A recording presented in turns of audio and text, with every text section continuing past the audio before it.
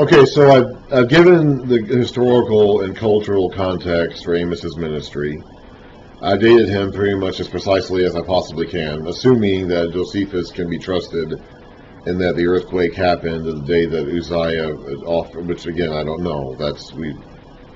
We can entertain that possibility, but we shouldn't be dogmatic about that. At any rate, Amos's ministry is around that time. It would have been near the end of the reign of Jeroboam, probably sometime in the mid-70s BC. So I've explained all that.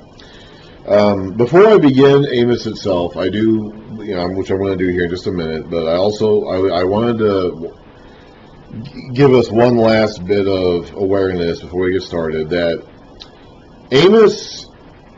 Amos's spoken message, the minute his spoken ministry to the people had already happened by this time. Okay, I mentioned that earlier with the 2 years before the earthquake. So when he's writing this down, like he's already given his spoken message to the people. Now he's writing it down, or he's having it written down. It could be that he's speaking it out again and someone else is writing down what he's saying. Who knows? But he is now specifically writing it down for preservation. Previously, he had been speaking it. So what we have here is him specifically recording it for preservation purposes.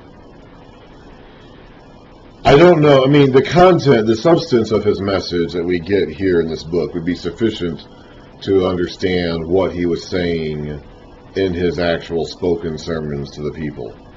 I don't know exactly how, like when we read the book of Jonah, for example, the book of Jonah wasn't really about the preaching ministry of Jonah. It was more about a story about Jonah himself and his reaction to God's charge to him to go speak to the Ninevites. The actual preaching in Jonah is 8 words. In 40 days, Nineveh will be overthrown, or 7 words, however it's written. That's it. Like, that's the substance of the message that he spoke as it is recorded for us in the book of Jonah. I'm sure that Jonah spoke more than that. It says he spoke for a day. The city itself was 3 days long, or took 3 days to go through the city. He spoke 1 day and then he left. So he spoke for a day. Okay, you can say more than 8 words in 1 day. So he would have said more than what we have, but the substance of his message can be communicated in what is recorded in the book of Jonah. Same thing here for Amos. Same thing is going to be true for Hosea. Now, Amos's ministry seems to have been fairly short. It seems like the impression I get is that he went up to Israel, he spoke the message, God put in his mouth to speak, then he left. They told him to leave, and he did. They told him to leave. He told them what was going to happen to them after he left, and then he left, apparently. That's what it seems like. And then the earthquake happened a couple years later, thus validating his message and saying, and confirming that his word was true.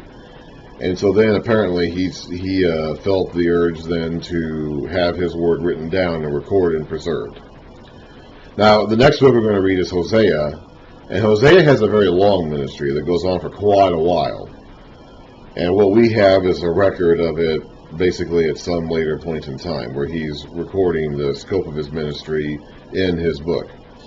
Okay, that's not the case in Amos, but it's the same principle. Amos had a short ministry, it seems like, where he went up there, he spoke his message, he said what God put in his mouth to speak, he came back, sometime later he wrote it all down.